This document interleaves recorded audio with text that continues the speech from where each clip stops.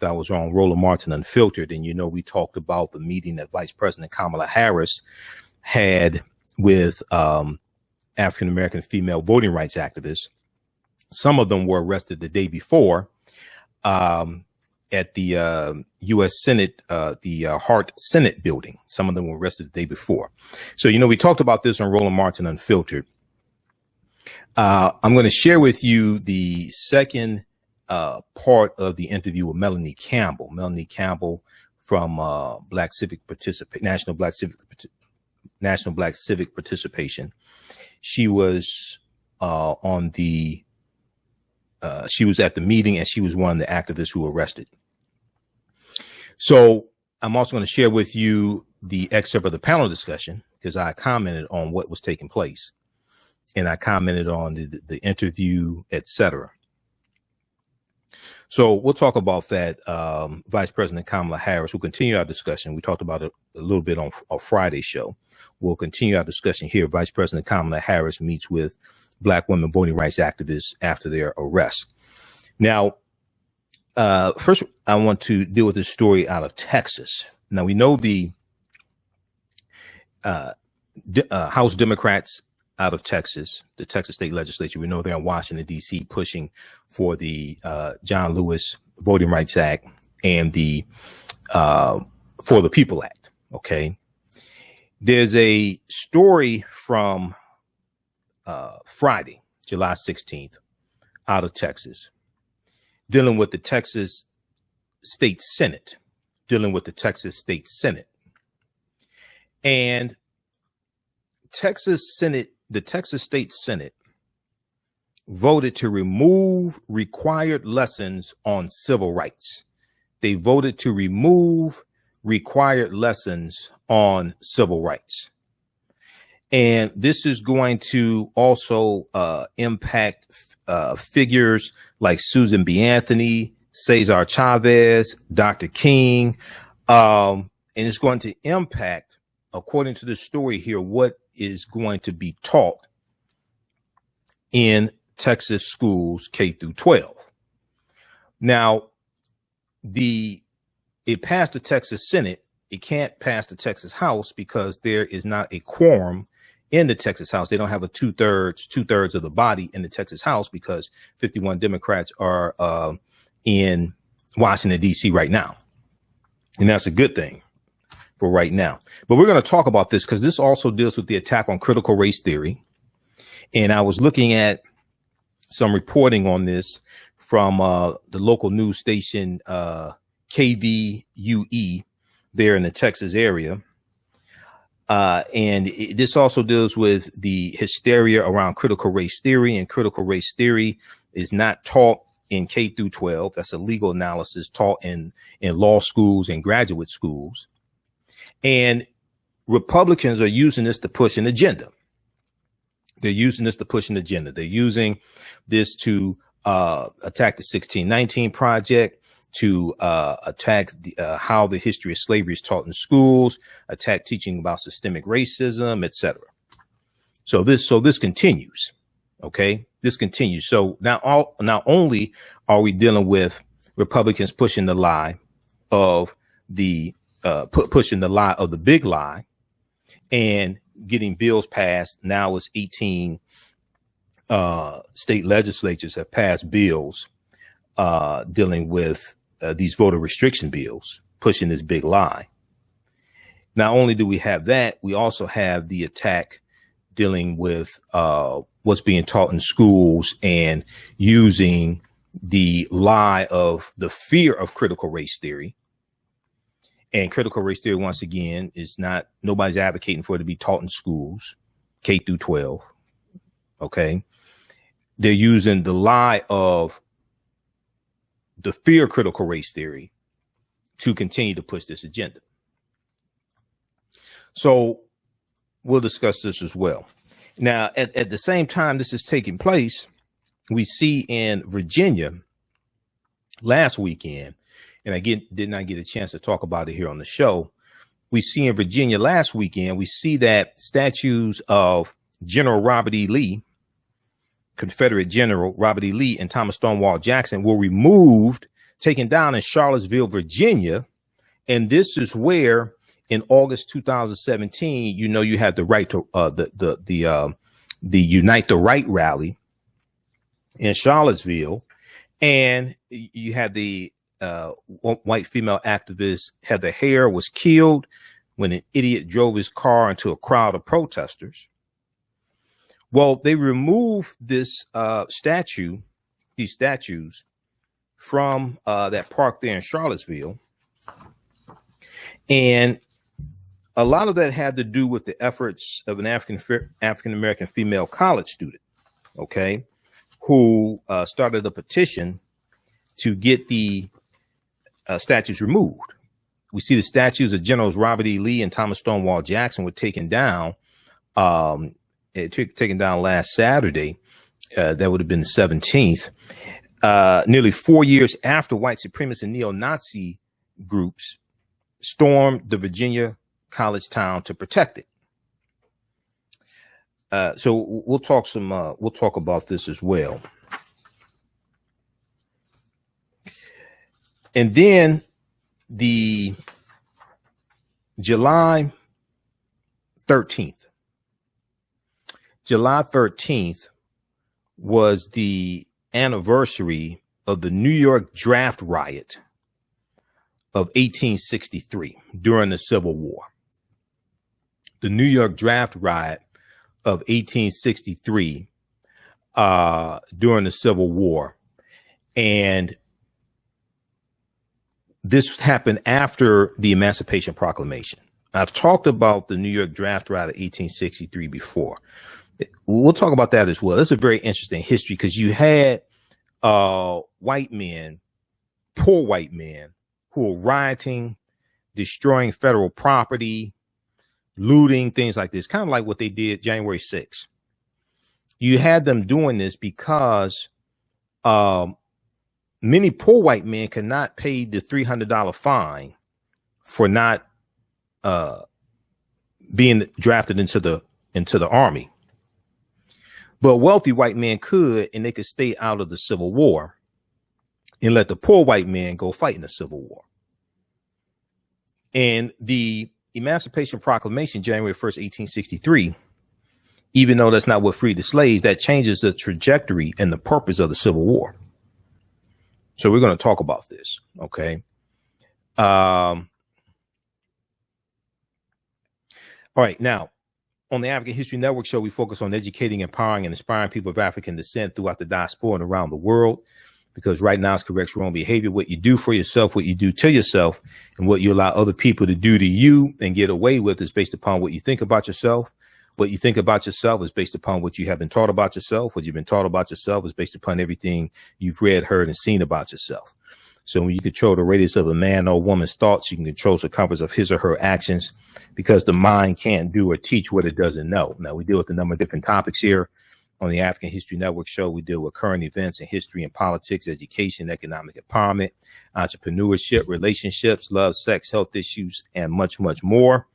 Sign up for our email newsletter. Text the word Kemet, Kemet, 22828 to sign up for our email newsletter. Also visit our website, AfricanHistoryNetwork.com, AfricanHistoryNetwork.com to sign up for our email newsletter. All right. Calling number 313-778-7600.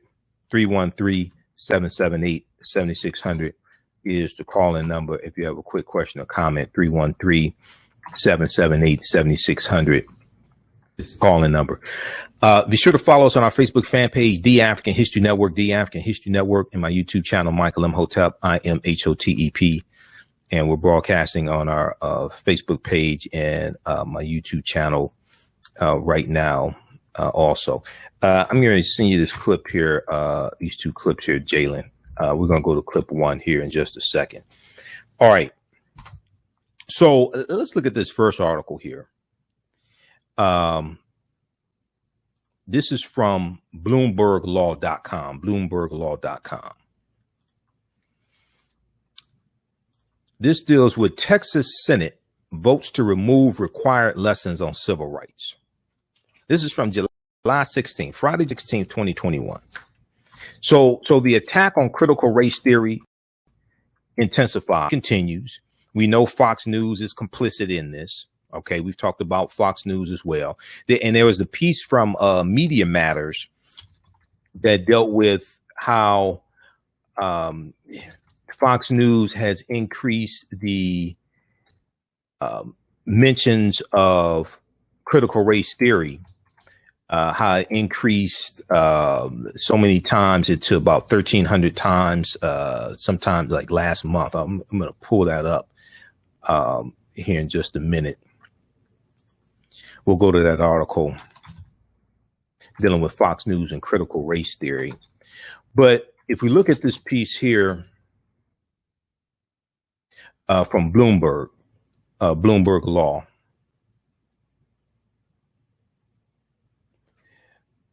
I think this is it right here. Let me see.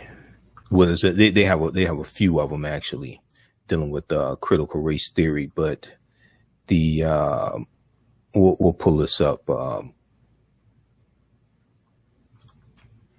I think this is it right here. Fox News obsession with critical race theory by the numbers. Yeah, this is the one from June 15th, 2021. Okay. And you can check out this article here. This is from MediaMatters.org, MediaMatters.org. This is that idiot, this African-American woman. That's that dumbass that got up at the school board meeting in Florida, denouncing critical race theory. But critical race theory, they don't teach that in school. She was on Roland Martin's show. Her name is Keisha. Go watch that segment of Roland Martin. You see how stupid she is. These are the type of black people they prop up there and put on Fox News. Okay. Fox News obsession with critical race theory out of numbers. Fox News has mentioned critical race theory over 1,900 times in the past 3 months. We'll deal with this on the other side of the break. Listen to the African History Network show right here on 910 AM Superstation and Future Radio. I'm your host, Brother Michael Imhotep. We'll be back in a few minutes. Hi, I'm Joel Wilson, President and CEO of JCW Computer Consulting, LLC, a technology implementation firm with over 20 years of satisfying customers. We offer a full spectrum of industry top-tier branded services.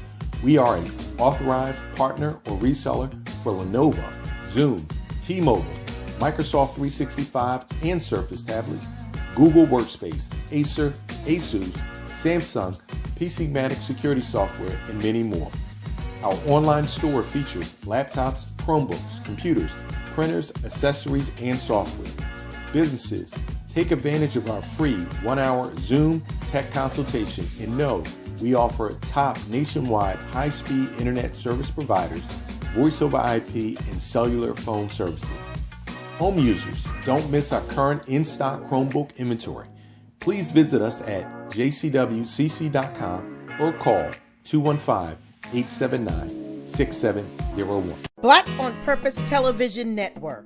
Yes, Black on Purpose Television Network. All black, all positive, all the time. The largest black-owned streaming television network in the world. Bringing our people together worldwide. Controlling our messages, our stories, our way. Black TV the way it should be. Black music, Black history, and more. 30 plus channels, thousands of shows. Black on Purpose Television Network. Subscribe now. We all know the cannabis industry is headed toward an uprise in the past decade. What happens when there is a brand that brings this uprise in a blow? The cannabis industry welcomes her uprise. Hustle her hemp. Delivering excellence with pride is her watchword, and how you choose to embrace it makes it a priority. From cultivating rich cannabis into exquisite and tastefully finished CBD products to delivery, Hustle Her Hemp leaves no stone unturned. Hustle Her Hemp's mission is to empower women of color by building business and creating legacies, uniting beauty, health, and business. We are a pure definition of how we want the CBD industry to become in the future. While we are redefining innovation, we bring the same energy to improving the quality of life. Hustle Her Hemp is the new uprise.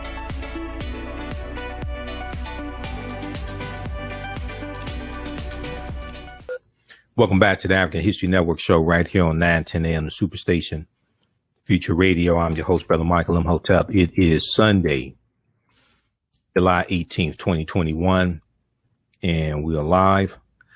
Calling numbers 313-778-7600, 313-778-7600 is the calling number if you have a quick question or comment. Now, right before the break, we were talking about the story out of Texas, and this deals with an attack on critical race theory, but also an attack on what can be taught in schools pertaining to history.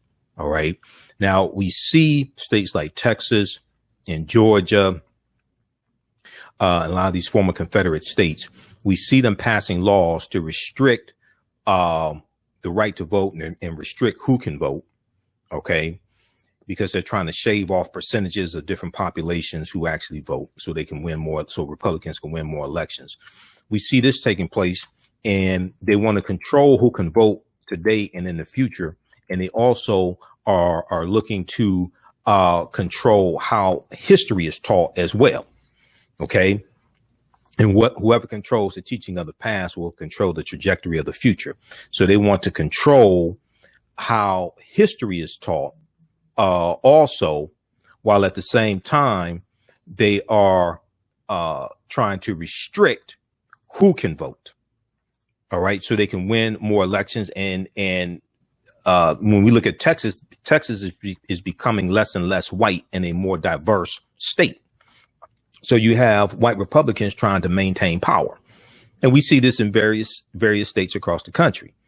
We know that by the year 2043, white people will no longer be the majority population in this country. And some white people have a problem with that. Not all white people, not all of them. Some of them don't fear that at all, but there's a lot of them that do. They voted for, many of them voted for Donald Trump. So if you go back and look at this article here from BloombergLaw.com, Texas Senate votes to remove required lessons on civil rights. The Texas Senate on Friday passed legislation, Friday, July 16th, passed legislation that would end requirements that public schools include writings on women's suffrage and the civil rights movement in social studies classes. Among the figures whose works would be dropped include Susan B. Anthony, who fought for women's suffrage. Now, she was a bigot also. They did make amends, her and Frederick Douglass, before Frederick Douglass died in 1895. But she said some very unkind things regarding African Americans, especially African American men, because a lot of white women got upset that African American men could vote before white women could vote because of the 15th Amendment to the U.S. Constitution. Cesar Chavez, who fought for the rights of immigrant workers, Cesar Chavez, and Dr. Martin Luther King Jr., whose I Have a Dream speech and letter from a Birmingham jail would no longer make the curriculum cut. And when they teach about Dr. King's I Have a Dream speech, first of all, the name of the speech was not Have a Dream. That's what it was called later. Originally, it was called Normalcy Never Again, and then it's called a Cancel Check. And people should go to loc.gov, Library of Congress website, or go to the King Institute at online at Stanford University. Go to the King Institute and read the speech, because the speech was not about a dream. The speech is about calling America out on America's hypocrisy and holding America accountable for a promissory note that America gave us 100 years prior in 1863, okay, with the Emancipation Proclamation. And he talks about, he's talking about dismantling white supremacy. That's what the speech is about. It's about dismantling white supremacy, holding America accountable for this promissory note. And he talks about police brutality in the speech. He talks about America. He talks about African Americans moving from a smaller ghetto to a larger ghetto. He talks about how the Negro in the South can't vote, and the Negro in New York feels he has nothing to vote for. You go through and read the speech, okay? It's an indictment of America.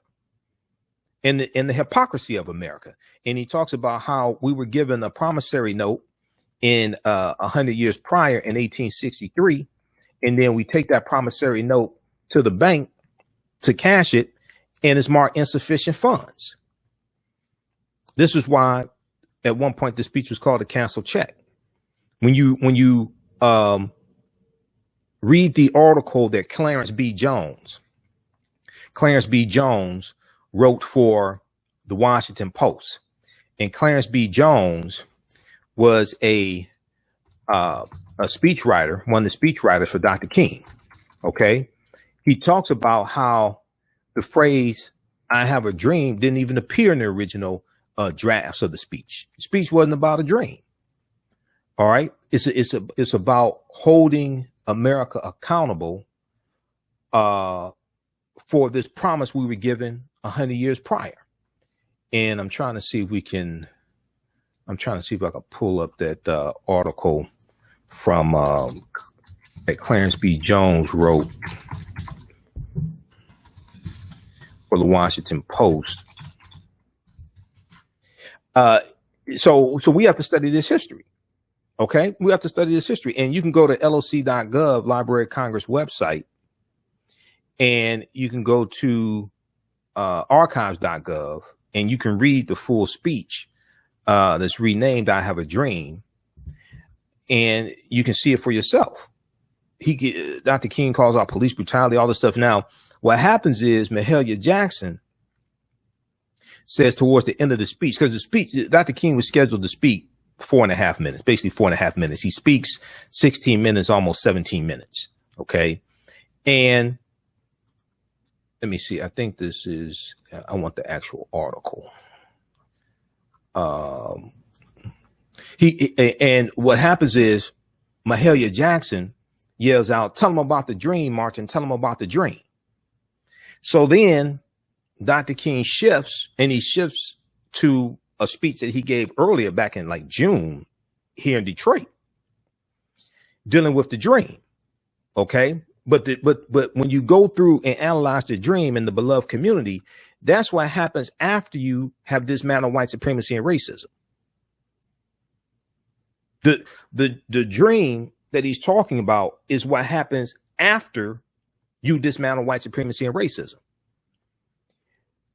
The trick that Republicans are pulling, and some Democrats are pulling also, and some white people in general, and some black conservatives, the trick that they're pulling is to talk about the dream, but not deal with dismantling white supremacy and the structural inequities that still exist today, not addressing that.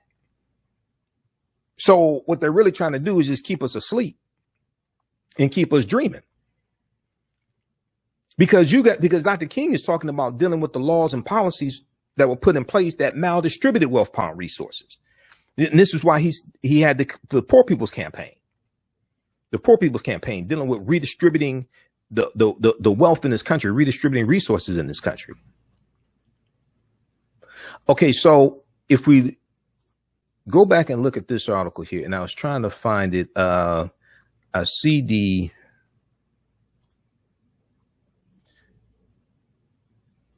they have an interview with them. I want to find the actual. I want to find the actual article that Clarence B. Jones wrote. I'm going to try to find that. And he wrote that, if I remember correctly, for the Washington Post. Okay, we'll try to find that one. Now, I want to go to clip one here. Clip one deals with the story out of Texas. And you're going to hear, this is dealing with the Texas Senate Committee advances critical race theory bill. Now, this is from Thursday, July 15th. Then the bill passed the Texas State Senate on Friday, July 16th. We'll play a second clip from Friday, July 16th after the bill passed. We'll play that next. But first, I want to go to clip number 1. This is from KVUE TV there in Austin, Texas. Texas Senate Committee advances critical race theory bill. Let's go to this clip. Banning critical race theory in Texas public schools. That's one item on the agenda this special session in the Texas legislature. After hours of public comment, the Senate Committee on State Affairs voted to send Senate Bill 3 to the full Senate for a vote. KV's Molly Oak breaks down that bill. Critical race theory was a hot topic during the regular session, and now it's back. Thursday, the Senate Committee on State Affairs held a public hearing on Senate Bill 3.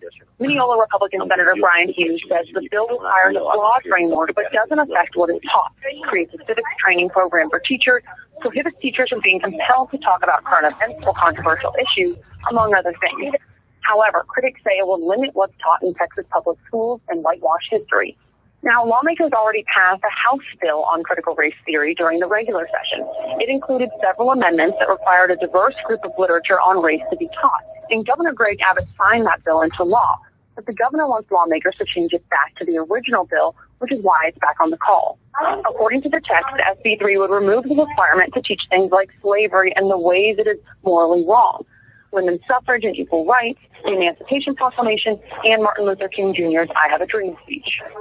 Some of those against the bill say the intent of the author is different than the interpretation from the public, and worry this will shackle teachers and students from having meaningful discussions in their classrooms.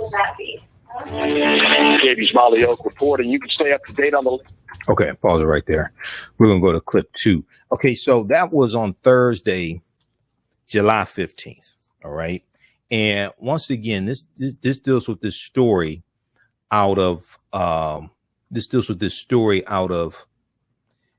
Texas. Okay. Dealing with this attack on critical race theory. Now, once again, critical race theory is not taught in K through 12. Nobody's advocating that critical race theory be taught in K through 12. That is a legal analysis taught in law schools and taught in graduate schools. For more background information on critical race theory, because this wasn't a big issue before September 2020, when Donald Trump signed a executive order banning diversity training it's really banning diversity training in the federal government and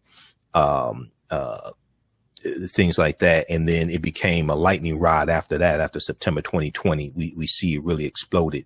But if we look at this article here from the Black News Channel, BNC.com, Representative Vernon Jones wants to ban critical race theory, can't define what it is. This was dealing with an interview that Mark Lamont Hill did with former Georgia State Representative Vernon Jones, who's now running for governor, he says, of Georgia. And Vernon Jones, who's usually clueless, Vernon Jones said the first thing he would do, or one of the first things he would do, was sign an executive order banning the teaching of critical race theory in schools, but it's not being taught in schools in Georgia, and no one's advocating that it be taught in schools in Georgia.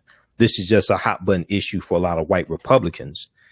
And he's appealing to that. Now, critical race theory is a legal analysis on the premise that race is a social construct that is used to oppress people of color rather than a natural biological feature. Look at Britannica has information here in the article from Encyclopedia Britannica about critical race theory. We've talked about this a lot. Critical race theorists hold that the law and legal institutions in the United States are inherently racist insofar as they function to create and maintain social, economic, and political inequalities between whites and non-whites, especially African Americans. So it's a legal analysis understanding the laws and policies in this country, how they maldistribute wealth pound resources, how they do harm to non-white people. And I mean, you study the history of laws in this country from the Homestead Act of 1862. I mean, I'm not even skipping over 246 years of slavery, but a Homestead Act of 1862, Southern Homestead Act of 1866, Allotment Act of 1887. And that land was 138 million acres of land was supposed to be redistributed and largely go to African Americans and Native Americans, and 2/3 went to white people. So all you have to do is study the laws and policies in this country. U.S. Interstate Highway Acts of 1952 and 1956, the Federal Housing Act of 1949. All you have to do is just study the laws. It becomes pretty clear. So read this article here from Black News Channel. And then there was also another one that dealt with, there was one from NBC News. Now this is a good 17-page expose from NBC News. Critical race theory battle invades school boards with help from conservative groups. Critical race theory battle invades school boards with help from conservative groups, as well as help from Fox News. In towns nationwide, well-connected conservative activists and Fox News have ramped up the tension in fights over race and equity in schools. Now, this is from June 15th, 2021. June 15th, 2021. This is a 17-page article. I know because I printed it out and read it. This is a deep, this deals with what's behind this whole push and the funding of it from right-wing organizations. Okay. And how it has become a lightning rod at school board meetings in a lot of these white communities. All right. Even though it's not, critical race theory is not being taught there. Okay. So I want to go to clip number 2. And this is dealing with, once again, out of Texas. So the Texas state legislature in the Senate, the Texas Senate state legislature voted on Friday, July 16th, in a vote 18-4 to remove required. They voted for this bill. It is SB 3, Senate Bill 3. And it will remove required lessons on civil rights and other things like the women's suffrage movement. Let's go to clip number 2, Jalen.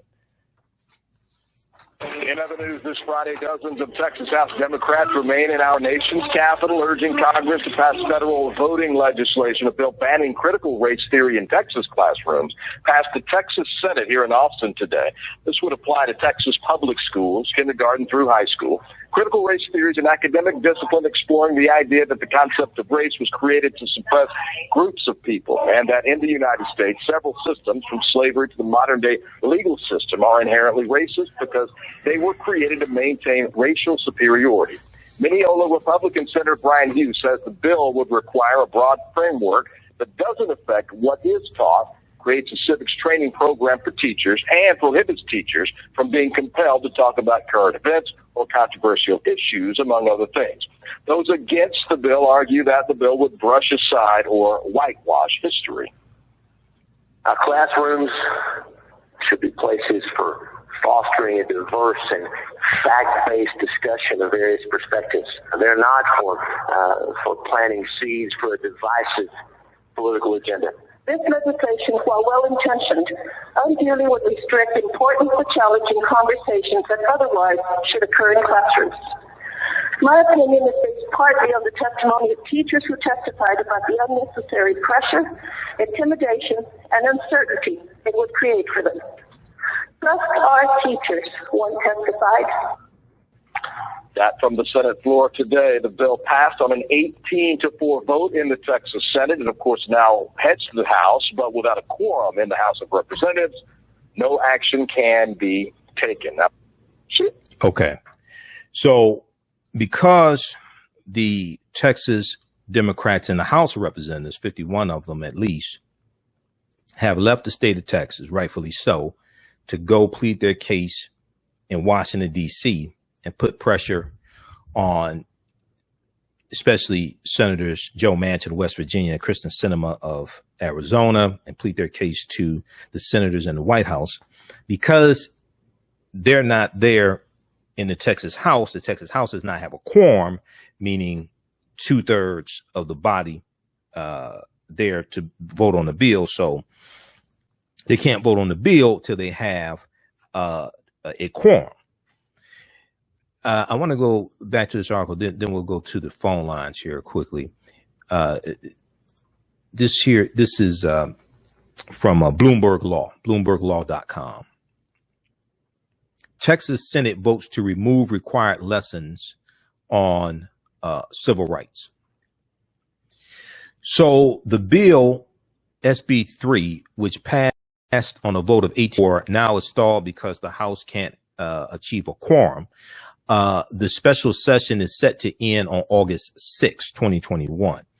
Now, it would remove, SB 3 would remove more than 24 teaching requirements from a new law that bars the teaching of critical race theory and academic framework exploring racism's shaping of the country.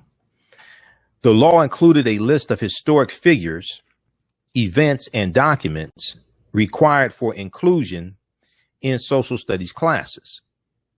The Senate passed the bill would remove most mentions of people of color and women from those requirements, along with a requirement that students be taught about the history of white supremacy and, quote, the ways in which it is morally wrong, end quote. So they don't want to teach. You have Republicans in the Texas Senate that don't want schools to teach about the history of white supremacy and the ways in which it is morally wrong. They don't want to do that. Now, keep in mind, Texas came into the Union in 1845 as a slaveholding state. Keep in mind, the Texas Rangers, the state police in Texas, they started out in about 1836 as bounty hunters hired by slave owners in Texas to go into Mexico and capture runaway slaves and bring them back to Texas, because Mexico was free territory starting in 1829. Mexico wins its independence from Spain in about 1821.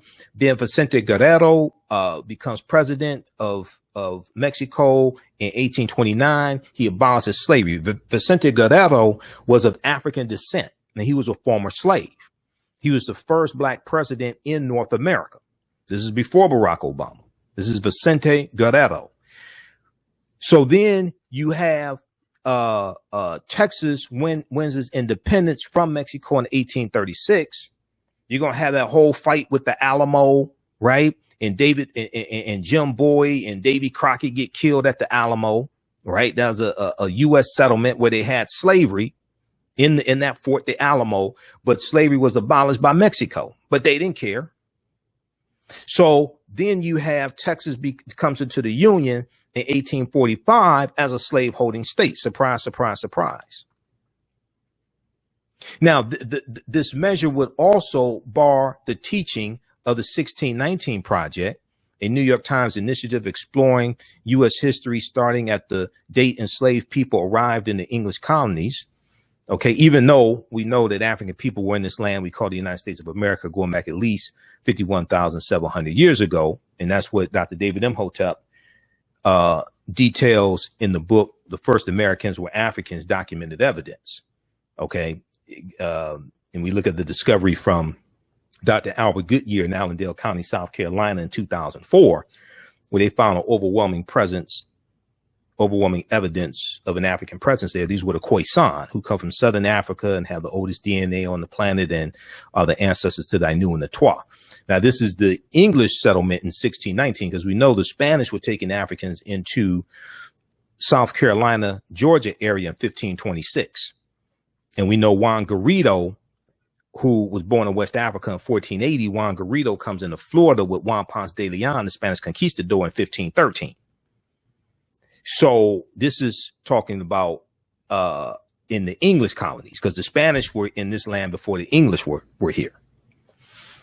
Lieutenant Governor Dan Patrick, Republican, who presides over the Texas State Senate, said in a statement after the vote that Senate Bill 3 will make certain that critical race philosophies, including the debunked 1619 founding myth, are removed from our school curriculums statewide. Now, even though there's some problems with the 1619 Project, and a lot of schools are not talking about just incorporating everything, but what do you mean 1619 founding myth?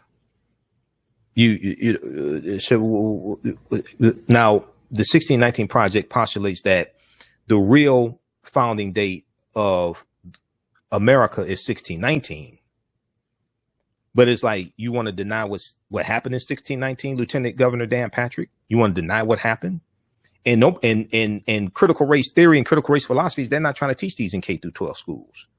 So what is it that you're fighting? What is it you're so afraid of? Maybe you should take some of that health care you have paid for by Texas taxpayers and go see a psychiatrist to find out what it is, the fear that you have. Let's go to the phone lines. Let's go to Marathon Line 1. Marathon, welcome to the African History Network show. Thanks for holding. Tell us where you're calling from. Yes, enjoying the show very much. I wanted to know, when Vice President came to town, was she able to talk with us about the importance of Proposition P? I'm not sure if she talked about that. Detroit Free Press has an article about that. I looked at it. I don't know. I wasn't there. I don't know if she talked about Proposition P. That meeting had a lot to do with the pushing the For the People Act and the John Lewis the John Lewis Voting Rights Act, and getting those pushed and listening from activists, things like that. That's what that meeting had a lot to do with. I don't know if Proposal P came up. That's a local issue, Proposal P. I don't know if that came up. Okay, I was just wondering. Okay, all right. Thanks for calling. Keep listening. All right, let's go to. All right, thanks. Let's go to Gary Line 2. Gary, welcome to the African History Network show. Thanks for calling. Tell us where you're calling from. Oh, I'm calling from New Jersey. Gary from New Jersey. All right. Thanks for holding. Welcome to the African History Network show. Go ahead with your question or comment. Yeah, I had called in like Friday, but you were like a little busy. We were discussing about the Cuban protests, right? Current protests that are going on in Cuba, but you know, like, you gotta realize that these racist people, the white Cubans, that are the ones that, you know, they can come in the United States, they don't even question as far as the, you know, how, like, if a Haitian comes here, then they try to deport them. Right. They were like fleeing the country in boats when they were like having like internal problems in the country. The United States, they would like not even let them, you know, the Coast Guard would turn them around in the Atlantic Ocean and just like let them die, you know, because that's what Dr. Ben used to talk about it, and he called it like genocide. Dr. Yosef Ben Yakinen? Dr. Yosef Ben Yakinen? Yes. Okay. All right. Right. Yes, that's right. He used to comment on that. He said, that's genocide. Like, if you see a person that is in distress and it's like stop them from even coming in the country, like, or trying to give them aid. But in the case of the Cubans, they would just automatically grant them like citizenship or let them come in the country, you know.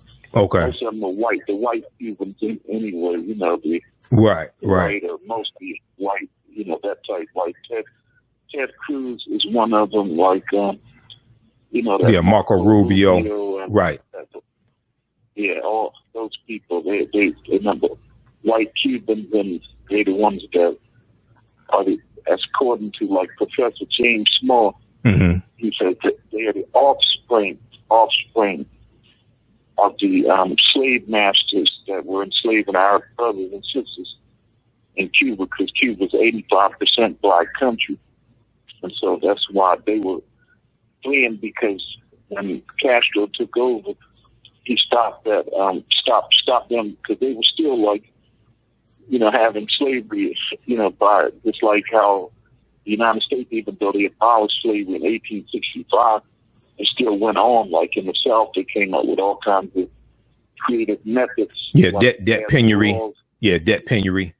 Yeah, debt penury is debt peonage. Yeah, you have things like that. Yeah. So Fidel Castro overthrows Fulgencio Batista in 1959, and you're gonna have he starts kicking out the white Cubans. as well. And we know that Cuba. He didn't really kick them out. They fled. They fled the country. Well, they were. Because they wanted to stay. He didn't really kick anybody out, but they were just so against, what he was trying to do, like allow black people to have power. He appointed like some black people to jobs and stuff like. Yeah. Even though they didn't really give black people.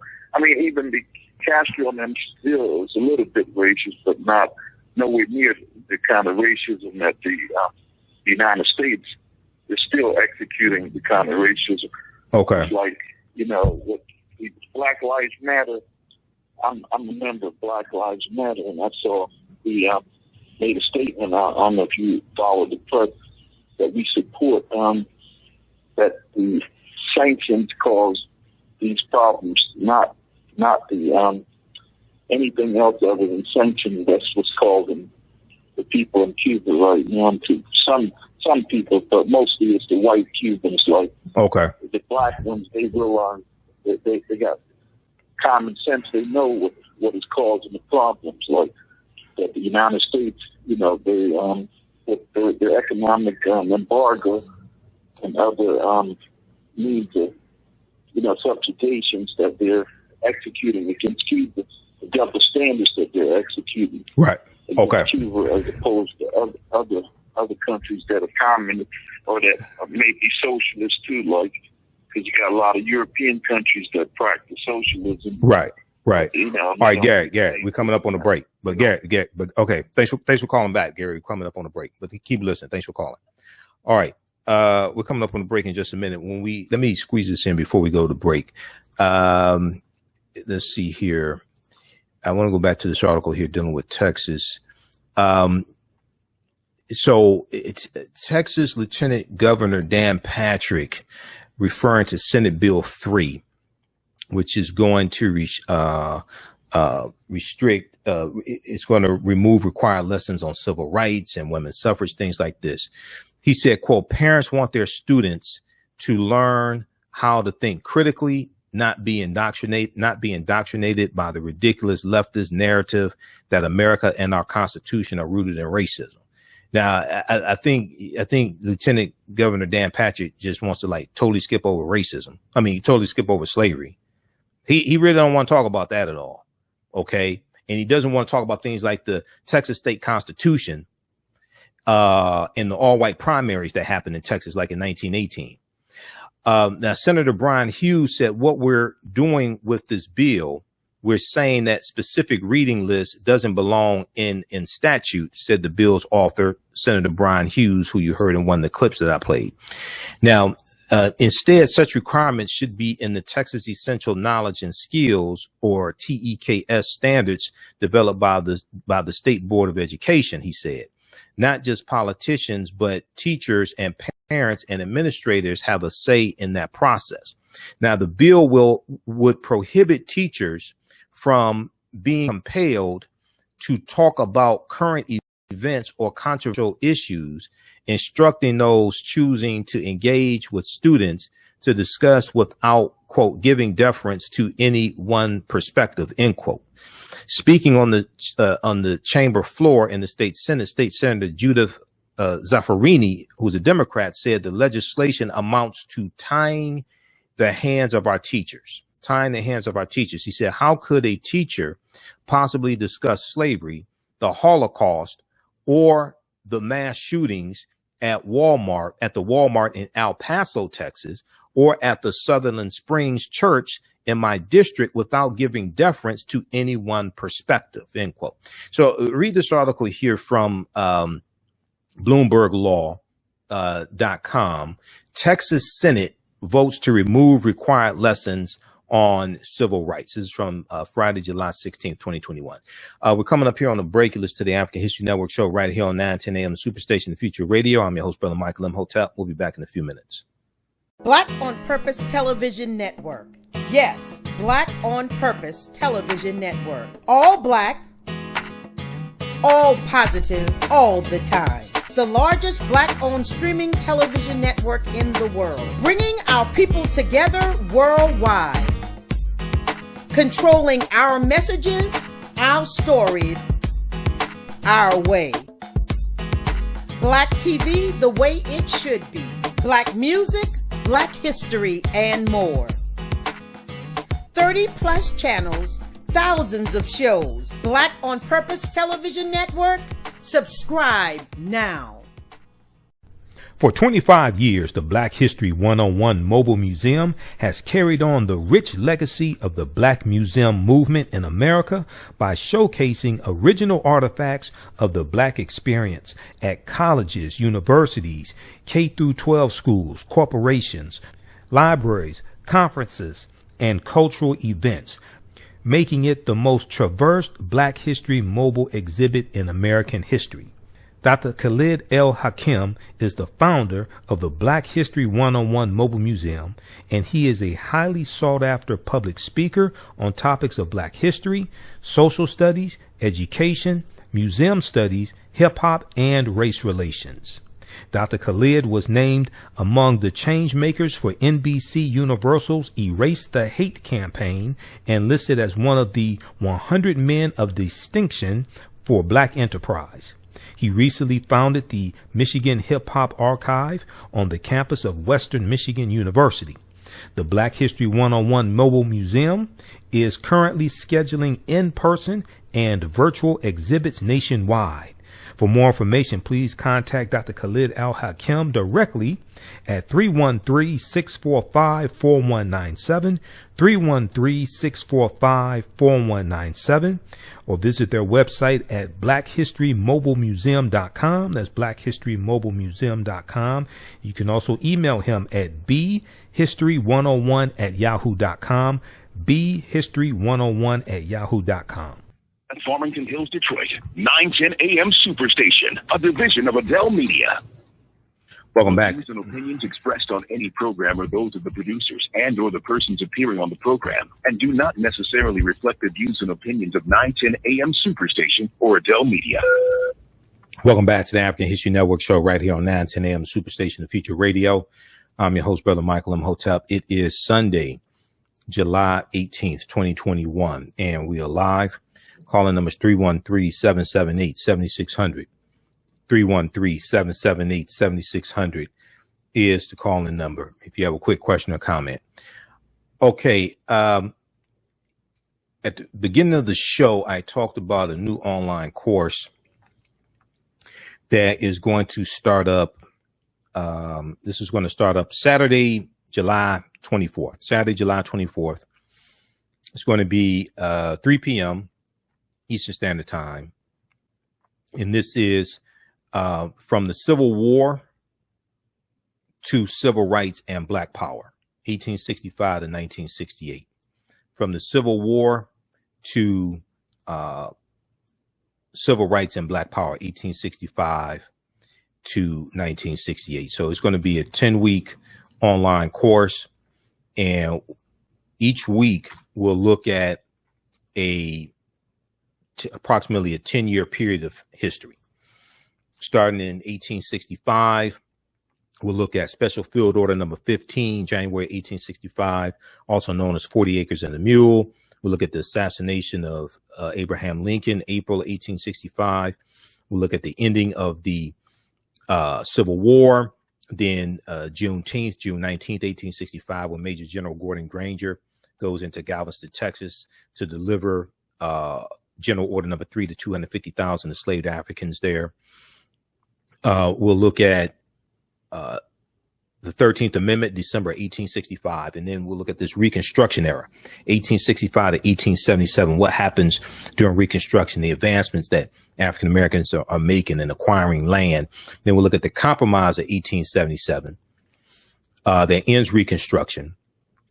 And how land is being taken back and rights are being reversed and obstacles are being put in the way of us voting. And we'll look at things like the Texas State Constitution of 1876 and the Mississippi State Constitution of 1890, where Judge Solomon Saladin Calhoun said that we are here to exclude the Negro. And the majority of people in Mississippi in 1890 were African Americans. And you had African Americans voting. just like in South Carolina. In South Carolina, the state legislature in South Carolina after the Civil War is majority African American men. So we're voting and things like this. And then you have this attack on all this and this reversal after a compromise of 1877, which was a compromise. A lot of black conservatives don't want to tell you this. That was an agreement between the Republicans and the Democrats. See, a lot of black conservatives just want to talk about Democrats. You don't want to talk about how the Republican Party sold out African Americans, because the compromise of 1877, during the 1876 presidential election, neither Rutherford B. Hayes, the Republican candidate, or Samuel J. Tilden, the Democratic candidate, neither one had enough electoral college votes to become president. So the whole debate goes on for months after the 1876 presidential election. So they come to a compromise. The Republicans say, well, if you let Rutherford B. Hayes become president, we'll remove the Union troops out of the South. The Union troops in the South were protecting the rights of African Americans to a certain extent. The South wanted those troops removed so they can take back power. So the Republicans agreed to this. Democrats let Rutherford B. Hayes become president, and Rutherford B. Hayes, when he becomes president, removes the Union troops out of the South. This ushers in the Jim Crow era. And you see this reversal of rights and infringements on our rights, things like this. And then we see Plessy versus Ferguson, 1896, U.S. Supreme Court case. We see the grandfather clauses of 1898. Then we go into the 20th century. World War I, 1914 and 1918. Great Migration, 1915 and 1970. 6 million African Americans migrating out of the South, up north and out west. It's totally going to change this country. We see things like the Red Summer, 1919. Where you had over 25 major race riots in this country. The Red Summer of 1919. You're going to see things like the Tulsa Race Massacre of 1921. This is all after World War I ends. The Tulsa Race Massacre of 1921. We see the formation of a Negro History Week in 1926. Dr. Carter G. Woodson, who co-founds the Association for the Study of Negro Life and History, September 9th, 1915, during World War I. And 1915 is the 50th anniversary of the Civil War ending in the 13th Amendment. And 1915 is also going to be a pivotal year because that's the year that the movie The Birth of a Nation comes out, which causes race riots in the streets. And the movie The Birth of a Nation is going to rejuvenate the Ku Klux Klan. So we deal with the Great Migration. We deal with the Red Summer. We deal with World War I, World War II, Rosewood, 1923. We deal with Herbert Hoover, 1928, becoming president. The stock market crash, October 1929. President Roosevelt in the 1932 presidential election. We're going to, each class will go through and analyze a 10-year period of history. And this takes us up to World War II, 1945, baby boomer generation, then the GI Bill. Then we go into the civil rights movement. Brown versus Board of Education, 1954. Emmett Till lynching, August 28th, 1955. Montgomery bus boycott, December 5th, 1955. So in the civil rights movement, out of the civil rights movement comes the Black Power movement, because Black Power ideology comes out of SNCC, Student Nonviolent Coordinating Committee, founded between April, May 1960. And we know June 26, 1966, during the March Against Fear in Mississippi, when Kwame Ture Stokely Carmichael gives his speech about We Want Black Power. See, he's a member of SNCC, Student Nonviolent Coordinating Committee.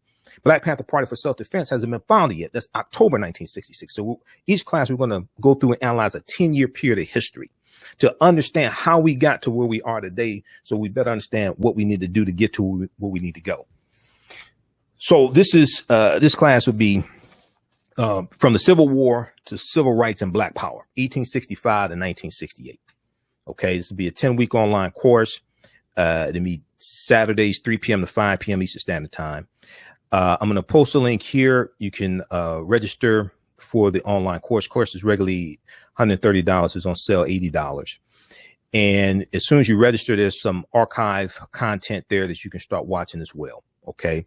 So we do the class live. All the sessions are recorded. You can go back and watch them over and over again. All right. And even after the course is over with, after the 10 weeks is over with, you still have access to the class. You can still watch it. All right. That is, and we'll put a link on our website, AfricanHistoryNetwork.com, for it as well. AfricanHistoryNetwork.com. We'll put a link there, also for the course.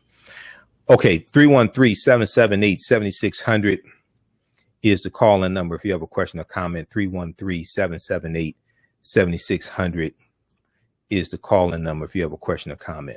All right. I want to go to this next story here. This next story is dealing with Vice President Kamala Harris met with African-American female activists. We talked about this on Friday. I want to continue that discussion. First, we're going to go to clip 3. We're going to go to clip, I think it's clip 3, Jalen. Vice President Kamala Harris meets with black women. We're going to go to that clip here in just a minute from YouTube. We talked about this on Roland Martin Unfiltered on Friday. Okay, I was a guest on Roland Martin. I was a panelist on Roland Martin Unfiltered on Friday, July 16th. I'm usually a panelist each Friday.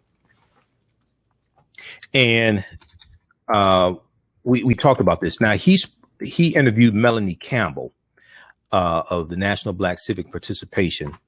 Melanie Campbell was one of the women in the room in the meeting with Vice President Kamala Harris at the White House. Okay, so we'll let you hear another excerpt of the interview that Roland did with Melanie Campbell. But first, I want to go to an excerpt of the meeting that Vice President Kamala Harris had with these sisters at the White House. Let's go to, I think this is clip 3. Let's go to clip 3, Jalen. I am honored as the president to have invited and to have received these guests to the White House who are national leaders on so many issues, and in particular on one of the biggest issues, if not the biggest issues that our democracy faces, which is the concerted, intentional effort to deprive the American people of their right to vote. I invited, along with the president, these leaders so that we could have a candid conversation, so that we could talk about who is being impacted, how they are being impacted, always with a context that is historical in nature, understanding that so much of this is not new and is going to require us to be tireless and committed and vigilant in fighting for all people's rights to vote. I look at the leaders that are at this table who are also women and also black women, and I see Sojourner Truth. When I look at the women at this table, I see Ida B. Wells, Amelia Bourgeois. I see Fannie Lou Hamer. I see Constance Baker Motley. And these are the modern versions of those great women who all Americans have the blessing and the benefit of standing on their shoulders. So this meeting has been a meeting and a discussion among leaders who are national leaders, who are American leaders, about what we must collectively as a nation do to stand up for our democracy. You know, yesterday I hosted the Chancellor of Germany in my home, in the official residence of the Vice President of the United States.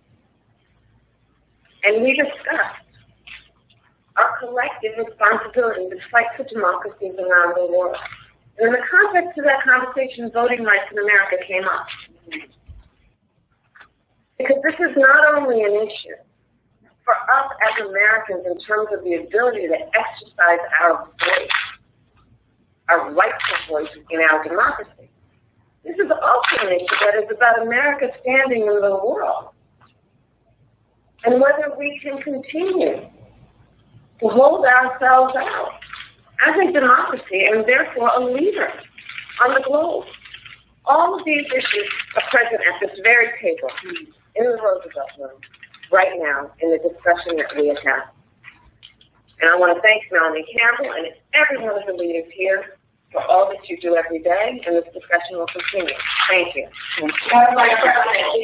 Madam Vice President, you brought up the issue of history. Is this that LBJ moment on voting rights? Are they making you do it, or making Republicans in Congress do it when it comes to voting rights? No one is going to make us do what we know is our right and responsibility, which is to fight for our democracy and fight for our rights every day of the week. And this is, let's be clear, not about any one racial group or gender group. This is about all Americans. This is not an issue about Democrats versus Republicans. This is about Americans. And this group of national leaders are very clear about that. This is the fight for all people, regardless of who they voted for in the last election or who they vote for in the next election. Thank you.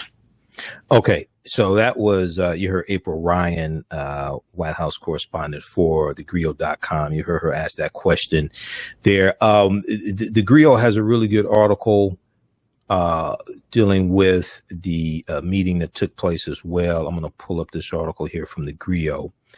I want to go to this clip here. We're going to go to clip 4. This is Latasha Brown of Black Voters Matter. Latasha Brown was in the meeting with Vice President Kamala Harris also. But this clip here, this is from Roland Martin Unfiltered, courtesy Roland Martin Unfiltered. This is from the day before. This is on Thursday, December 15th. And I guess this was when the sisters got arrested. Okay, I think this was right before they got arrested or something like that. But this is from Thursday, July 15th. Okay, this is Latasha Brown of Black Voters Matter. Let's go to this clip. No, it's not privilege. Anytime that Black folks have stood up, right, whenever we work together, when we stand for what is right, it makes a difference. We have to recognize, we have to resist. When people are coming at our community, when people are trying to deny us our rights, when people are trying to deny us our humanity, it is up to us to take a stand. That we literally have to do something. You can't let people attack your community and there's no response. So we are here. We will be here every single week. That we've got to be here because we're not going to go back. That our people have fought too long. There are folks who have died. That where I'm from in Southern Alabama on the Edmond Bridge, where our people literally gave their lives like it was beat, and we have blood still on the bridge because we stood for the right to vote. This place literally does not have the right to undermine our democracy. This place does not have the right to undermine our humanity. We're standing here not because we believe in a system. We believe in us. And we believe in our own agency. And we believe that in our agency, we have the right to make a decision. Any decision being made about me and my family, I have to be a part of that decision-making process. And so anybody that's watching this, every day, there are decisions that are being made in this place that are impacting our children, that are impacting our families, that are impacting our community. And you have a responsibility to stand for it. You have a responsibility to stand for what it is that you believe in. So, no, this isn't a matter of what is right or what should you do or does it matter or not. Anytime I've operated the fullness of my power, because God gave me that, not the U.S. Constitution. It is God that says that I have agency, that gave me that because my life matters. And all the people in my community, our lives matter. And if we believe that, we have to stand on it. We have to act on it. And so that's why we're here at the city. And we'll continue to go to the city. And we'll go to the White House. And we'll go to the Congress. And we'll go to the streets. We're going to go wherever it's going to take for us to go because we ain't going back. All right. So that's Latasha Brown of Black Voters Matter. She was there. That was from Thursday, July 15th at the Hart Senate building. That's where the sisters were arrested. Now, we talked about this on the show Friday. We know that chair of the Congressional Black Caucus, Joyce Beatty of Ohio, was arrested as well. Well, one of the questions I asked is, okay, now these sisters, they didn't have AK-47s. They weren't armed. They weren't yelling, "Hang Mike Pence." They didn't build a gallows with a hangman's noose, outside the Hart Senate office building.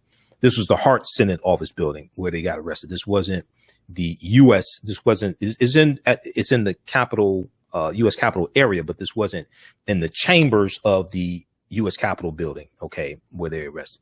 They didn't breach the Capitol. They didn't do none of that, all right? They arrested Joyce Beatty, chair of the Congressional Black Caucus, Democrat from Ohio. And I was asking questions. I mean, you know, they weren't domestic terrorists. They weren't trying to overthrow the government. Why did they get arrested? And the domestic terrorists on January 6th, most of them did not get arrested. Even the ones with guns, the ones that beating up police officers and hitting them with Blue Lives Matter flag poles and all types of stuff like that. They didn't get arrested. So why did these sisters get arrested? You know, but anyway. But this is one of the questions I asked. I brought this up on Roland Martin Unfiltered. That's the first thing I want to know is that why these sisters get arrested. All right. Okay. So we're coming up on a break. When we come back from the break, we'll go to the phone lines. So we have this, and it is a good article that April Ryan did for the Griot also to check out. This is Vice President Harris hosts Black women voting rights activists after arrest. And we'll get into this deeper on the other side of the break. If you like this type of information, you can support the African History Network, $, the AHN Show through Cash App, $, the AHN Show through Cash App, also through PayPal, paypal.me / the AHN Show, paypal.me / the AHN Show. We're here 6 days a week. This helps us keep doing the research, stay on the air, keep broadcasting, pay some of the bills. And you see the official Cash App account right here, $, the AHN Show, SHOW. These other ones here are fake African History Network Cash App accounts that somebody set up. I've already reported them to Cash App. Okay, so I'm trying to get those shut down. But when you go through Cash App, it'll say Michael and show my picture there also. We also have the information for PayPal at our website, AfricanHistoryNetwork.com. And you can register for the new online course that we have starting up Saturday, July 24th, 3 p.m. to 4 p.m. From the Civil War to civil rights and Black Power, 1865 to 1968. All right. You listen to the African History Network show right here on 910 a.m. Superstation WFDF. I'm Michael Imhotep. We'll be back in a few minutes. Black on Purpose Television Network.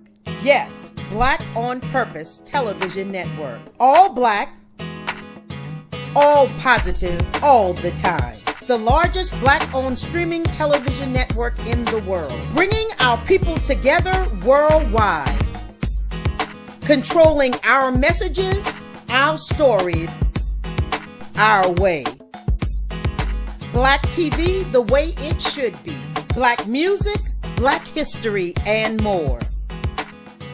30 plus channels, thousands of shows. Black on Purpose Television Network. Subscribe now. Gain knowledge in minutes from insightful summaries of progressive and socially conscious books. Blacklisted gives you access to curated content that'll satisfy your curiosity to learn and understand different perspectives. Empower yourself through inspirational and actionable ideas. It's easy to read or listen to on the go. Blacklisted. Empower yourself. Start your free trial today. The Superstation, Detroit's only African-American talk radio. Welcome back to the African History Network show right here on 910 a.m. The Superstation, the Future Radio. I'm your host, Brother Michael Imhotep. It is Sunday, July 18th, 2021, and we are live. Right before the break, we were talking about the meeting that Vice President Kamala Harris had with African-American female activists on Friday, July 15th. This is July 16th, Friday, July 16th. And this was the day after some of them were arrested at the Hart Senate office building, the Hart Senate office building.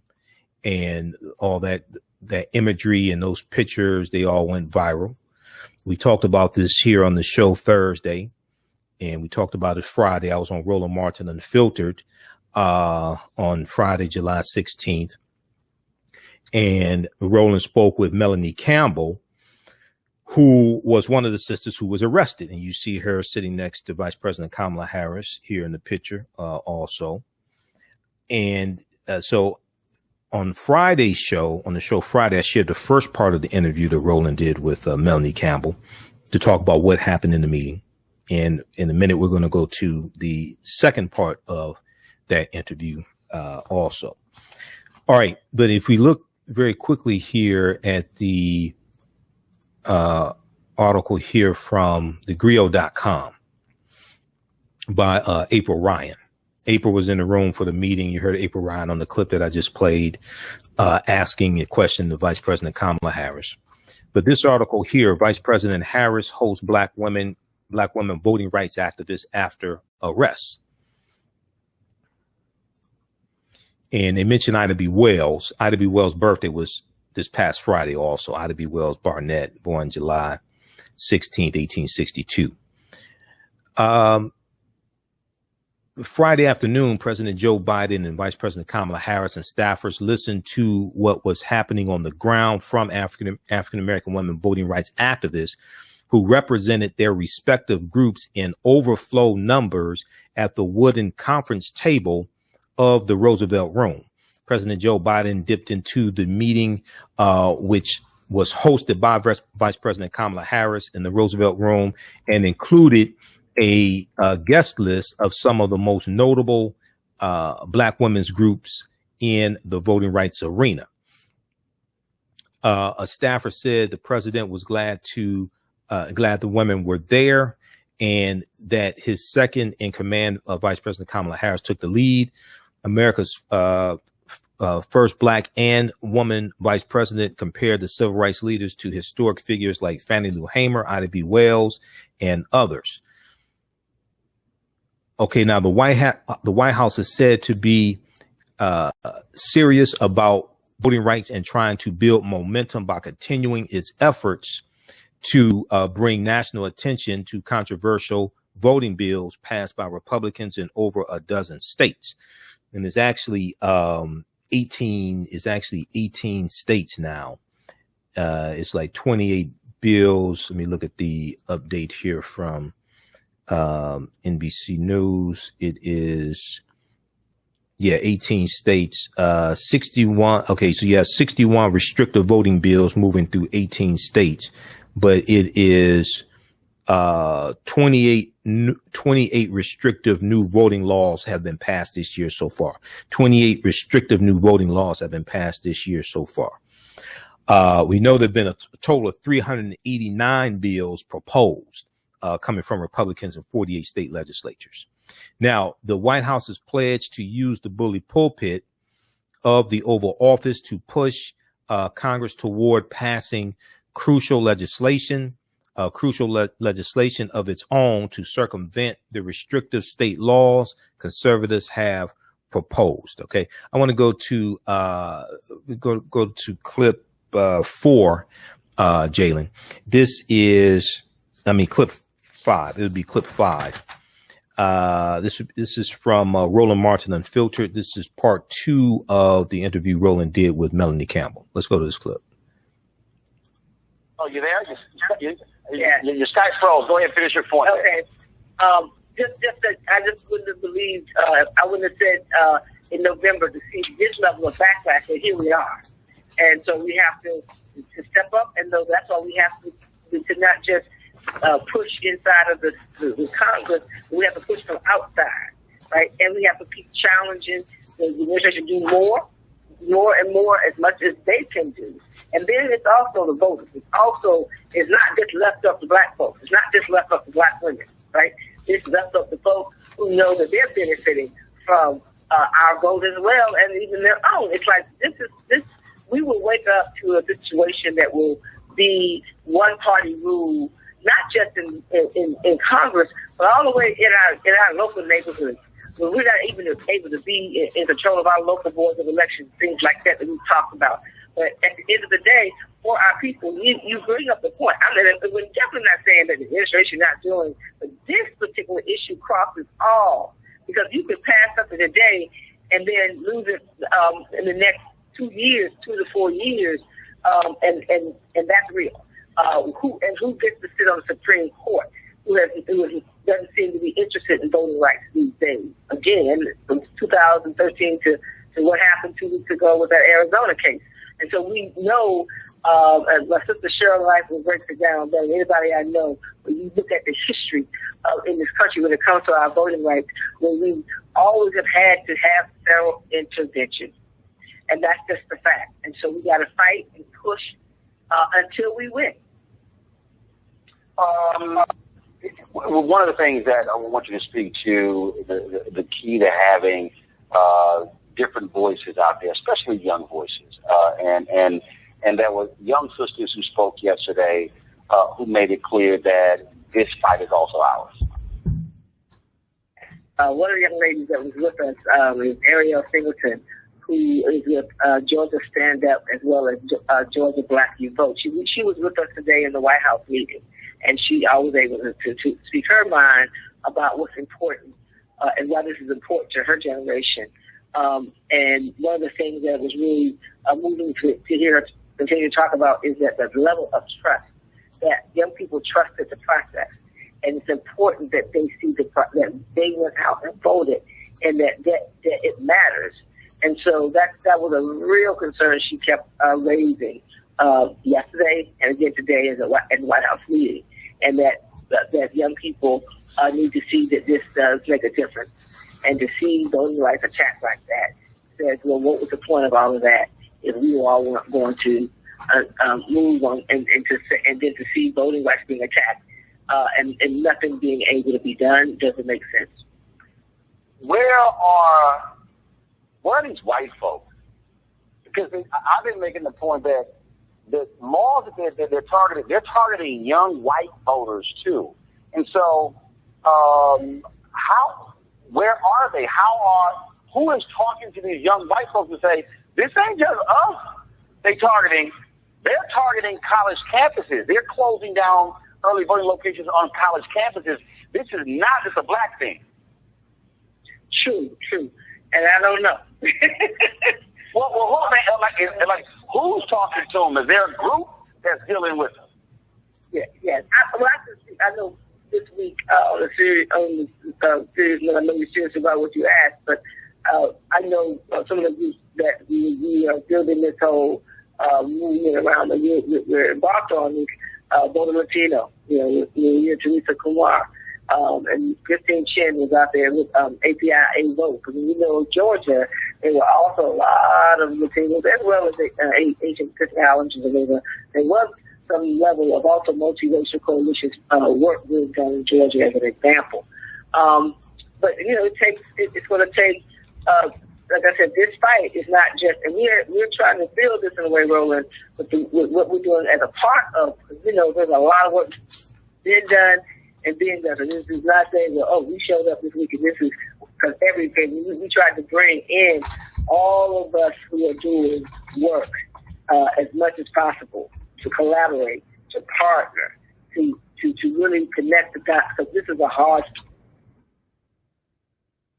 It is, and it is not an easy one. Melanie Campbell, we so appreciate it. Thank you very much for joining us. Okay, pause it right there. Pause it right there, Jalen. Okay, hey, I just sent you clip 6 and 7, Jalen. We're going to go to clip number 6, Cora Masters. So cue that one up for me. So, as I said on Roland's show Friday before last, which was the 9th, July 9th, I said that we have to expand this conversation beyond just African Americans. If voting rights, the attack on voting rights was taking place in state legislatures, if that is just looked as an African American issue, then we're going to lose because we're 14% of the population. What's taking place in these state legislatures is negatively impacting elderly white people who vote through mail-in ballots and a lot of elderly Democrats. It's negatively impacting college-age students, white college-age students, Latino students, Asian Americans. It's impacting adults who are white, who lean Democratic and want to use mail-in ballots and are negatively affected in various ways depending upon the state. When you're closing down, and they've been already negatively impacted because you have 1,600 fewer polling places in 2019, 1,600 fewer polling places than you did in before the U.S. Supreme Court case in 2013, the Shelby County versus Holder. Now, you have a lot of those polling places that have been shut down in areas that have a heavy non-white population, but with gentrification taking place, more white people are moving into African-American inner cities. This is negatively impacting Asian Americans, Latinos, Native Americans. One of the problems is that the 1965 Voting Rights Act, people automatically associate that with African Americans. Dr. King and John Lewis and Hosea Williams. And, we saw the movie Selma from Ava DuVernay, things like this. So when you talk about the Voting Rights Act of 1965, people automatically put that into the black category. That don't have nothing to do with me. That's for black people. But this will negatively impact everybody. It'll negatively impact many people, especially Republicans still elections. It's going to negatively impact people. It's going to hurt you one way or another. So we have to expand the conversation. My question is, where are the white women? See, one of the things I think needs to happen, and this is one of the things we're going to do within the online course that I'm going to teach, from Civil War to Civil Rights and Black Power, 1865, 1968. The women's suffrage movement and the 19th Amendment of 1920. The 19th Amendment of 1920. This is going to hurt women who vote, regardless of race. This is going to hurt women who vote. So there should be women of all different races. There should be men of all different races out there. This can't just be an African-American issue, because it's not. We're just at the forefront of it. But this can't just be an African-American issue. All right. I want to go to this clip here. Now, this is Cora Masters. Cora Masters was there Thursday at the Senate building, the Hart Senate building.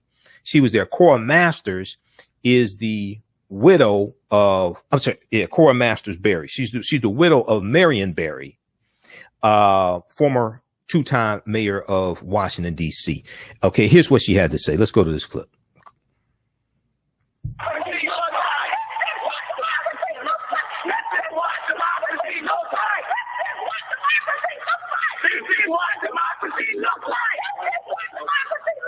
This is what 40 years ago. And everything they gave us, they took away. Every law you can think about, they can just write up, just with a step with a pen, take our rights away. Okay. I'll be back. I'm never going to back down. I'm never going to stop. Right to my death. And my kids are going to stop. Come on! Not going to do it to us again. 60 years of this. All the bills, 13, 14, 15 amendments, 1964, 65. And we're back here again? Are you kidding me? I'm madder than I've ever been. Yes, or vote. You're going to have to vote. And I'm telling everybody, if the black people stop from voting, everybody loses. It's not a black battle. It's a democracy battle. All the Democrats need to be out here. All the people of color and all the people of righteousness need to be out here. It's not a black battle. It's a moral battle. It's a moral law. They're trying to take everything from us. If we don't vote, we die. If we don't vote, Jim Crow. If we don't vote, separate bathroom. If we don't vote, slave. All right, so that was Cora Masters. Oh, pause it right there. Just pause it right there for a second. I'm gonna come to that just a second, because Roland is coming to me on the panel. So that's Cora Masters Berry, widow of Marion Berry, talking about the fight that she's been involved in personally, going back decades, for the Civil Rights Act of 64, Voting Rights Act of 65, and she said, here we are back again. Now, one of the problems is that many of us don't understand the concept of protecting gains that were made.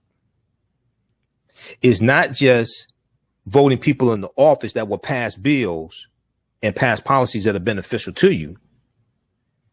It's understanding how to protect gains that were made and perceived threats who are coming trying to take away what you have. Because there's always people trying to take away what you have and take you back because they see your advancement as regression for them. They see you advancing as somehow taking something away from them. So it's not just always about what a candidate or what a politician can do for you. Is also understanding how to block and stop what people are trying to do to you and understanding concepts of political self-defense. So it's not, you don't just have to vote to put people in office to pass bills that are beneficial to you. You have to keep people in office to protect policies and laws that are in place that are beneficial to you. We have to understand political self-defense. Okay, let's go to, just let that clip play because Roland is coming to me in the discussion. Let's go to this next segment there, Jalen. Here's what I'm wondering, and I'm gonna be look. I'm wearing my Alpha shirt. I was text messaging today our general president saying what day are Alphas going to join the 8 Alphas in Congress to do the same thing yesterday. Sigmas. Congressman John Lewis was a Sigma. I want to know when is Phi Beta Sigma going to call their members to have a civil disobedience in the Senate Hart building, like you saw yesterday with Congresswoman Joyce Beatty, a Delta, and the Deltas who were there yesterday. I want to know when the Omegas are going to do that, when the Iotas are going to do that. I want to know when the Masons are going to do that. I want to know when the black men going to show up. Well, good questions, Roland. I talked about this, the protests on my show last night. And also, there were African-American men there. Okay, now I don't know how many got arrested. I think 10. No. Let me be clear. There were black men who were there. Right. We walked along with them. I can roll a video. But follow me here. Right. I agree with you. I don't want to. This is what I'm saying. I don't want to see a sister at the next. Okay. I want to see 100. What I'm saying is, I want to see 100 brothers. I want the Kappas. Right. To say to the Kappas who are in Congress, right, we gonna stand with you and we gonna have 100, 200, 300 there. I want the Masons to be there, saying the same thing. I want the Alpha saying we gonna pick this Thursday. I'm saying what I'm saying is, right, I don't just want to hear brothers make statements or send out press releases. I want to see them on the front line. Oh no, I agree with that. And the show of force from those organizations as well. In their colors. In their colors, absolutely. I agree with that. It's a few things. I talked about this on my show last night. The first question I asked is why were these sisters arrested and the domestic terrorists on January 6th weren't arrested? Who attacked the U.S. Capitol building? That's the first thing. First question I asked, number one. Secondly, when you talk to Melanie Campbell about where the white people, one of the critical things here, and we talked about this last Friday, Roland, is we have got to expand this beyond just, in general, a black thing. Because, see, when we talk about the 1965 Voting Rights Act, that automatically gets associated with African Americans. But what is at stake for white college students? What is at stake for elderly white people who vote through mail-in ballots? What is at stake for Latinos and Asian Americans? Largely in this conversation is not talked about. So we have to expand that conversation beyond that and have that outreach to those different groups that are also affected. Because the Voting Rights Act is associated with Dr. King, John Lewis, things like this. Secondly, you talked about it here. I talked about it on my show. Wednesday, 150 plus corporations signed onto a letter supporting the John Lewis Voting Rights Act. But what they didn't say is any Republicans that vote for these voter restriction bills, we're not going to give you any more funding. That's what I'm saying. Your letter don't mean a damn thing if you keep sending a check. Exactly. So now look at this. Compare the stance from corporations that they took Wednesday in that letter, and that's a little start, but we got to go harder. Compare that to the stance they took with the Indiana transgender bathroom bill in 2015, when corporations were talking about canceling conferences in the state of Indiana NCAA came out. All these corporations came out. They were talking about withdrawing economic support. Not only did they do this, if you go study what happened, Mike Pence was the governor of Indiana. Corporations put so much economic pressure on Indiana, the state legislature within a week changed the law. That's how much economic pressure they put on. So how is it you come out hard for LGBTQ, but you silent for BLACK? And the same thing with North Carolina. When North Carolina had their transgender bathroom bill, you saw corporations take a much harder stance. So the second thing that has to happen is we have to collectively put our foot up the ass of these corporations that are taking these little baby steps. When we see a history of them taking a much more stronger stance when it comes to transgender people choosing which bathroom they want to use. And lastly, to piggyback on or piggyback on Raji's point, the reason why many of our people don't fight back is because many of our people don't think that we're fighting for. So we got to deal with the self-esteem issue and how we see ourselves as well. Okay, pause it right there. Pause it right there. All right.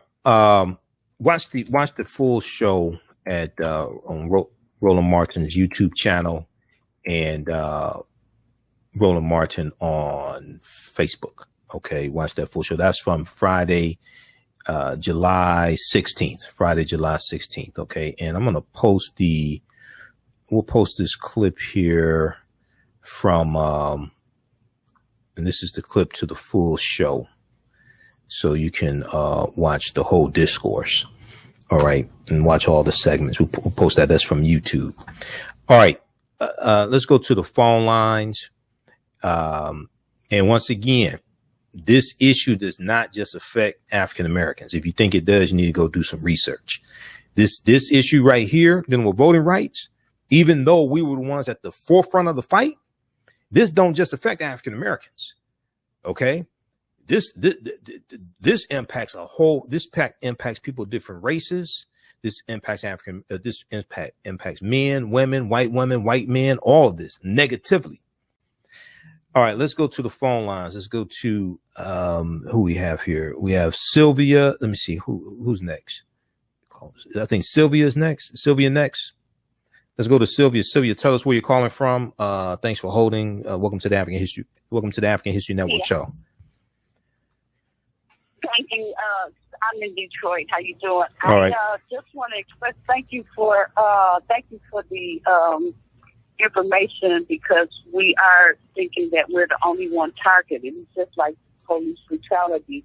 The media only seems to make it sound like it's just a black thing, and it affects so many other people.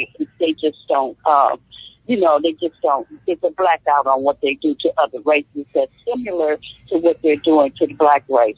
But I have a question. Is there such thing as a world court? Because the UN Chief Counsel has announced that America should be paying reparations, but yet there is a media blackout regarding paying back reparations for the racism past and present.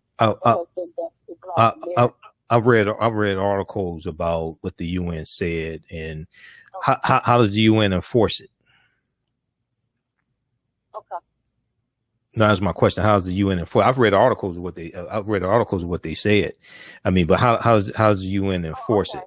If they say, okay, so the U.S. should pay reparations. Okay, now how does the UN enforce it? I mean, you can take them in front of the World Court, but how does the UN enforce it? If it's a strategy that will work, I'm for it, but at the same time, how do they enforce it? One of the problems is that the whole, and I've talked about it here on this show, is that a lot of the arguments being made for reparations in this country, even by reparations activists, and I know some of them, a lot of these arguments are not legal arguments. This is part of the problem. Because see, Article 1, Section 9, Clause 1 of the U.S. Constitution lays a foundation for a legal argument for reparations, and very few people are making that argument. Brother Reggie Marbury is making it, Dr. Jahi Issa. the U.S. Congress outlawed the international transatlantic slave trade March 2nd, 1807.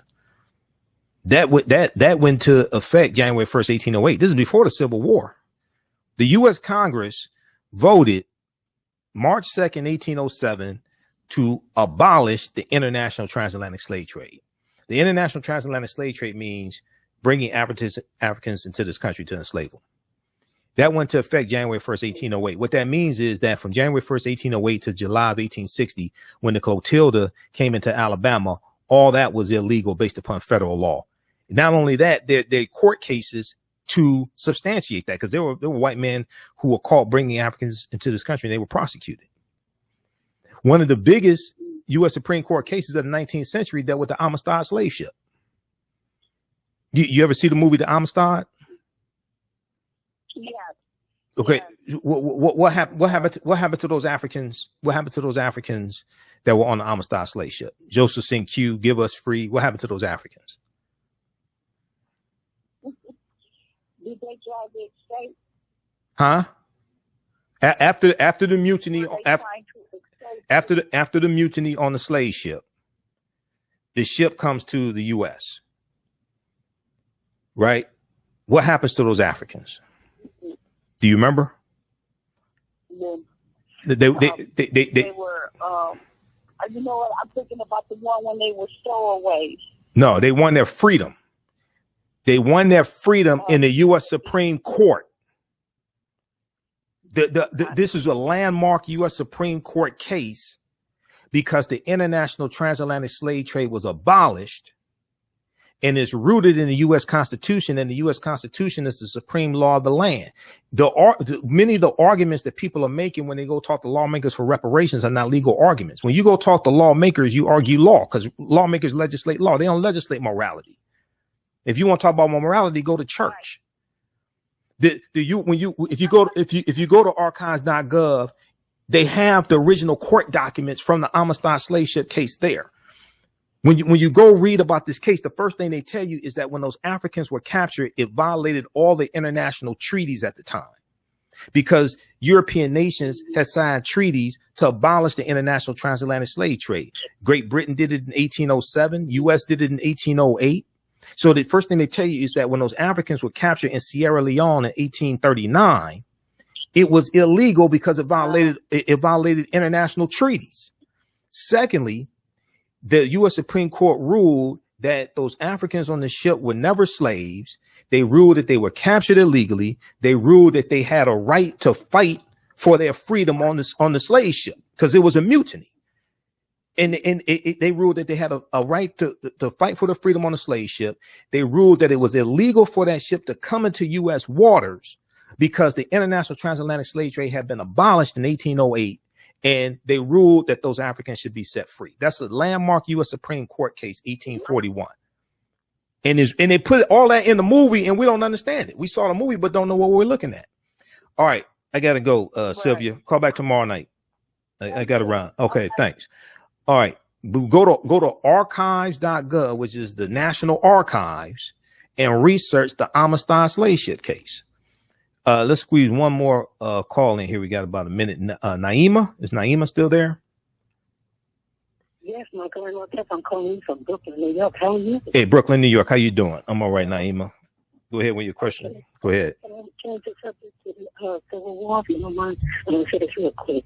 Yeah. You know that Robert E's wife, father, is Martha Washington's grandson? Okay, your voice is muffled. Are you on a speakerphone or a Bluetooth earpiece? No. Okay, you said, did I know who? Robert E. Lee's wife. Uh-huh. Father is Martha Washington's grandson. Martha Washington's grandfather? Martha Washington's grandfather? Grandson. Okay. No, I didn't know that. I'm not surprised though, because there's a relationship there various ways. I'm not surprised, but yeah. Robert E. Lee, general out of Virginia, slave owner, took up arms to fight against the Union. And the other thing is that the car on the Dukes of Hazzard, General Lee, is named after General Robert E. Lee.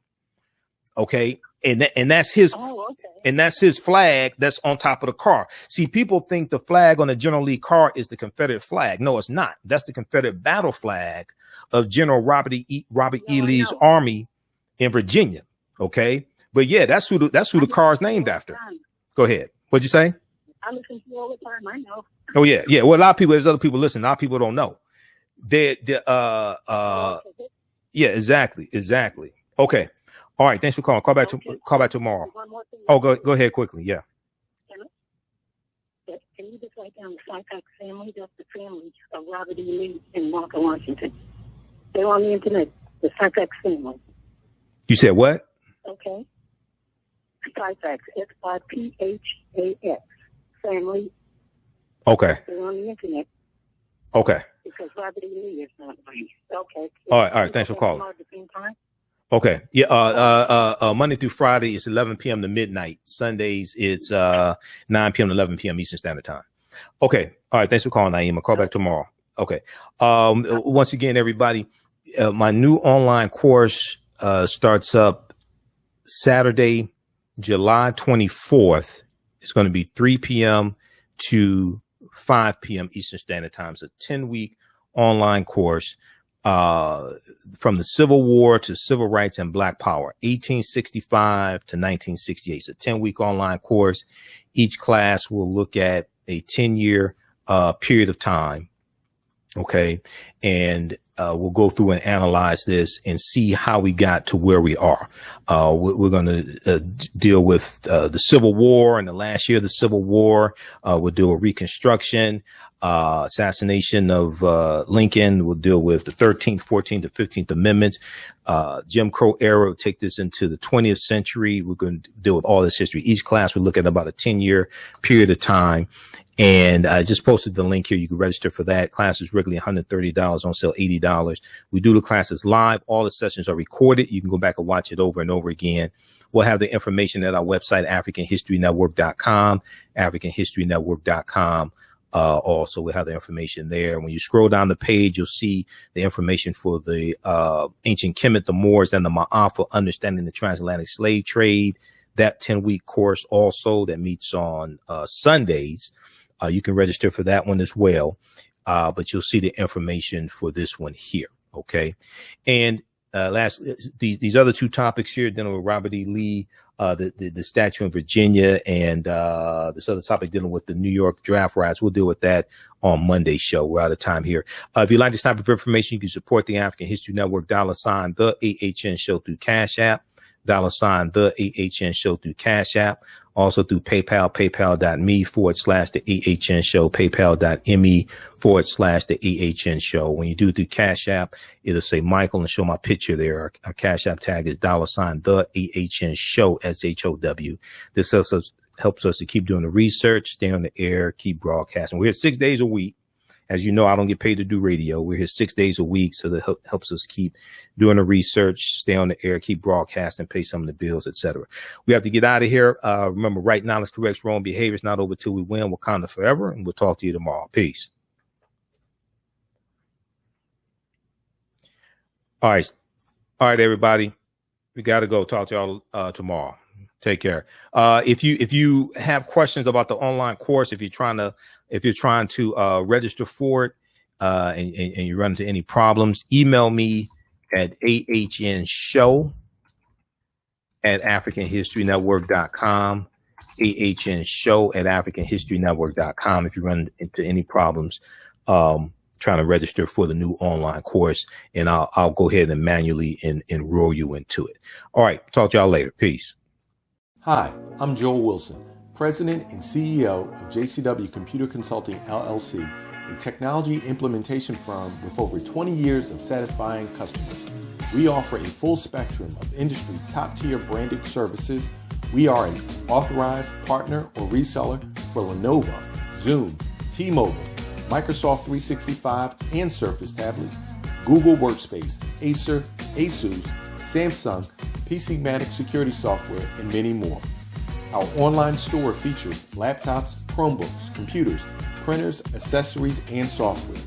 Businesses, take advantage of our free 1-hour Zoom tech consultation and know we offer top nationwide high-speed internet service providers, voice over IP, and cellular phone services. Home users, don't miss our current in-stock Chromebook inventory. Please visit us at jcwcc.com or call 215-879-6701. Black on Purpose Television Network. Yes, Black on Purpose Television Network. All black, all positive, all the time. The largest black-owned streaming television network in the world. Bringing our people together worldwide.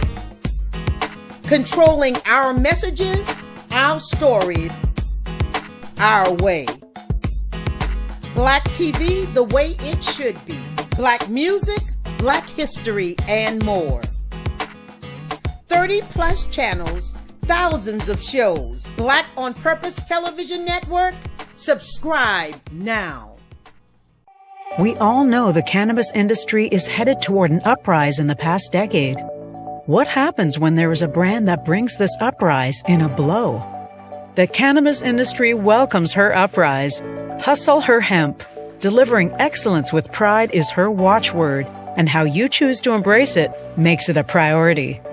From cultivating rich cannabis into exquisite and tastefully finished CBD products to delivery, Hustle Her Hemp leaves no stone unturned.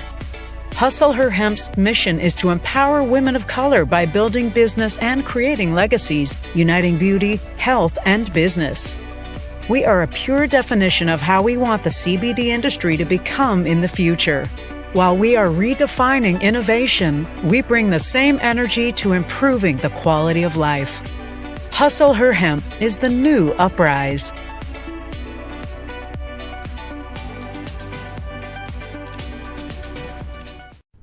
For 25 years, the Black History 101 Mobile Museum has carried on the rich legacy of the Black Museum movement in America by showcasing original artifacts of the Black experience at colleges, universities, K-12 schools, corporations, libraries, conferences, and cultural events, making it the most traversed Black History mobile exhibit in American history.